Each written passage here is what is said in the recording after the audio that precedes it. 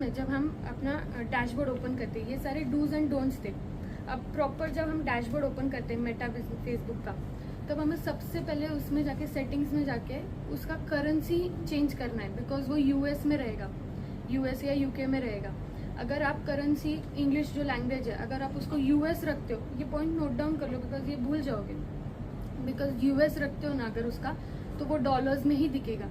उसको चेंज करके लैंग्वेज को चेंज करके यूके करना है, और उसमें आपको फिर इंडियन रुपीज़ का साइन आएगा।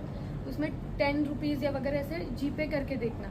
अगर वो आपके डैशबोर्ड पे उतना रिफ्लेक्ट हो रहा है डॉलर इंडियन करेंसी में, डॉलर्स में नहीं, तो ही जाके आगे का करना है। और डेबिट कार्ड क्रेडिट कार्ड उससे लिंक नहीं करने हैं। मोस्टली सिर्फ यूपीआई प्रेफर करना है, because debit card credit card में अगर हमसे लाइफ टाइम बजट हम जो सिलेक्ट करते हैं, अगर हमसे थोड़ा सा भी उसमें कुछ प्रॉब्लम हो गया तो क्रेडिट कार्ड और डेबिट कार्ड से अपने आप पैसे डिडक्ट होंगे और वो ऐड आपकी चलती जाएगी, क्योंकि डेली बजट उतना क्रॉस करेगा। वो हमेशा यूपीआई ट्रांसफर का ही ऑप्शन रखना है। कोई भी नंबर जैसे क्रेडिट कार्ड वगैरह का एक बार करके देख लिया तो उसको कैंसिल कर देना है वहाँ से, और सिर्फ यूपीआई पेमेंट ऑप्शन वगैरह जो जीपे यूपीआई वगैरह रहेगा उससे 10 रुपीज़ ट्रांसफ़र करके एक बार चेक करो कि वहाँ पे वो इंडियन रुपीज़ में ही आ रहा है क्या। यूके लैंग्वेज सेलेक्ट करने का, यूएस नहीं, ठीक है। एंड मेन इम्पॉर्टेंट, फिर हम ये हो गया बिलिंग का सेटिंग। बिलिंग्स में जाने का, बिलिंग मैंने सब जन जो R&D ग्रुप में है ना, वहाँ पे मैंने शेयर किया है कि बिलिंग्स ऑप्शन कैसा दिखता है। वहाँ पे जाके इंडियन रुपीज़ में वो आपको सिंबल दिखेगा, वहाँ पे ही आपको सारी चीज़ें दिखेगी कि आपने कितना ट्रांसफ़र किया, आज तक बजट कितना सेट किया, कितना स्पेंड हुआ है, सेम। देन एड्स मैनेजर में 3 चीज़ें रहती है, campaign, ad set and ads. Campaign में सिर्फ आपको कैंपेन का नाम करना है, बाकी कोई भी चेंजेस नहीं करना है। नेक्स्ट एड सेट्स में आपको रहेगा रेडियस, बिलिंग, आपको कितना बजट उसका यूज़ करना है, रेडियस रहेगा उसमें आपका। और आपको एड कैंपेन का एड है ना, इस तरीके से नाम रखना है ताकि वो तीनों पे सेम रहे। एक पे आपने फेसबुक लीड्स रखा है, एड सेट में आपने फेसबुक लीड जनरेशन ऐसा कुछ भी रखा है, तो वो एड ऑप्टिमाइज नहीं होगा। जो फर्स्ट को कैंपेन को नेम दिया है वही सेकंड एड सेट को, और वही थर्ड एड्स को, तीनों को सेम ही नाम देना है। एड सेट्स में क्या रहेगा, रेडियस, लाइफ टाइम बजट, ये सारी चीज़ें रहेगी कि एज कौन सा है, डेमोग्राफिक कौन सा है। और एड सेट में एक रहेगा ऑटोमेटिकली, वो आपको मैन्युअली नहीं करना है, ऑटोमेटिकली वो आपको डिस्प्ले करेगा। जैसे बाकी सब कौन से प्लेटफॉर्म पे उसको पोस्ट करना है, किस तरीके से पोस्ट करना है। जैसे रील्स के सेक्शन के बीच में भी आता है, फेसबुक में भी आएगा, तो वो मैन्युअली नहीं करने जाना है, वो ऑटो सेट पे ही रखना है। कंपलसरी वो चेक करना है कि वो ऑटो सेट पे है, ताकि वो ज़्यादा लोगों तक पहुँचे। अगर मैन्युअली किया रहेगा तो आपको एक जगह पे जाना पड़ेगा कि वो यूट्यूब पे भी दिखे, वो गूगल पे भी दिखे, वो फेसबुक पे भी दिखे, और वो इंस्टाग्राम के रील सेक्शन में भी दिखे। इसलिए हमेशा ऑटोमेटिक ही रखना है ताकि वो हर प्लेटफॉर्म पे दिखे।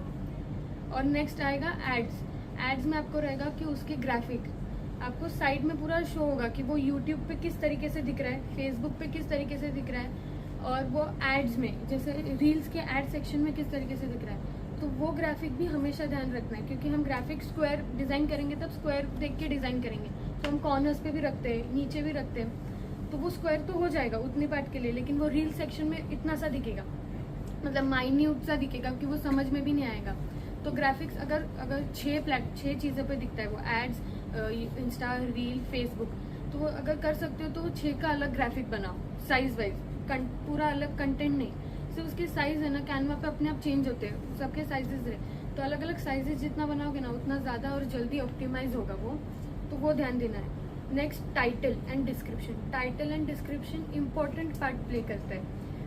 जो एड्स के लिए पैसे लगते हैं, जो सीपीसी जो सब जन बोल रहे हैं ना, वो टाइटल और डिस्क्रिप्शन पे डिपेंड करता है। आप किस तरीके से कीवर्ड्स यूज़ कर रहे हो, कितने कीवर्ड्स यूज़ कर रहे हो। ऐसे नहीं कि कीवर्ड टाइटल में कीवर्ड्स यूज़ कर दिए पूरी तरीके से तो डिस्क्रिप्शन में कीवर्ड नहीं। जैसे गूगल में हम स्पॉन्सर्ड एड्स देखते हैं, जब डिस्क्रिप्शन में 1, 2, 3 ऐसे 3 लेवल्स है डिस्क्रिप्शन में भी, तो फर्स्ट पे क्या डालना है, सेकंड पे क्या डालना है, थर्ड पे क्या डालना है, वो दिखना चाहिए, क्योंकि वो स्लैश करके आता है, फर्स्ट स्लैश देन सेकंड आएगा। अगर डिस्क्रिप्शन देखा है गूगल का तो मैं उसका भी सेंड करती हूँ, तो वो तीन अलग अलग कॉलम्स रहेंगे डिस्क्रिप्शन में, तो वो 3 अलग अलग चीज़ें ये करनी है।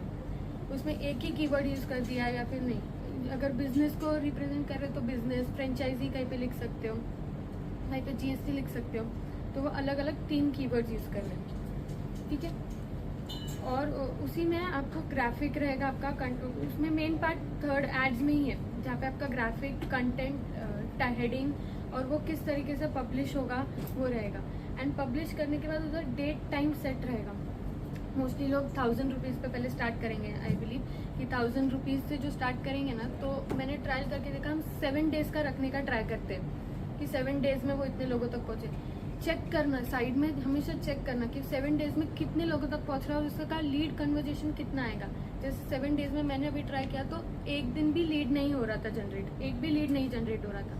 मैंने उसी को ऐड को 3 दिन का किया, 7 दिन की जगह पे 3 दिन का किया, तो डेली मुझे 6 to 21 ऐसा कुछ तो लीड डेली कन्वर्ट होगा, वो उतना लीड डेली कन्वर्ट होगा। तो वो भी चेक करना कि एक भी लीड आ रहा है कि नहीं आ रहा है। अगर 1000 रुपीज़ 3 दिन में भी जा रहा है तो कोई प्रॉब्लम नहीं है, बिकॉज वो उतना बेनिफिट देगा। अगर 1000 रुपीज़ 7 दिन तक चल रहा है लेकिन उस पर अगर एक भी लीड कन्वर्ट नहीं हो रही है तो वो मतलब नहीं है। 1000 रुपीज़ 3 दिन में स्पेंड करो, अगर तुमको 20 लीड्स भी पर डे मिल रहा है, अगर मैक्स 20 लीड्स भी पर डे मिल रहा है तो 60 का काउंट हो जाता है 3 दिन में, तो उसमें से आराम से पेमेंट होते हैं।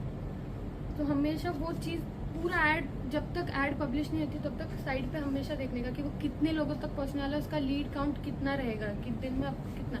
और ट्रायल एंड एरर करो कि मैंने ये रेडियस इतना जूम किया, वो रेडियस इतना जूम किया, कीवर्ड्स थोड़े चेंज करके देखे मैंने, एज को चेंज करके देखा। जैसे एक ऐड पब्लिश कर देने के बाद उसको छोड़ नहीं देंगे, उसको बार बार ऑप्टिमाइज करने की, जैसे उसकी सारी चीज़ें चेंज करके देखने की कि वो अब कितना लीड दे रहा है। ठीक है, और इम्पोर्टेंट बस इतना ही।